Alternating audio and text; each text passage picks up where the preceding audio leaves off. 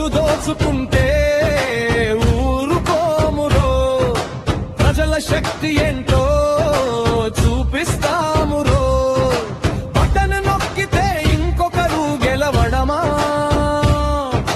ప్రజల తీర్పుకి ఇదే అవమానమా. లక్షల ఓట్లు నిమిషాల్లో మాయమా, సందేహాల మధ్య ప్రజాస్వామ్యం గాయమా. బ్యాలెట్ అంటే నమ్మకం రో, ప్రజల గుండెల్లో యాయం రో.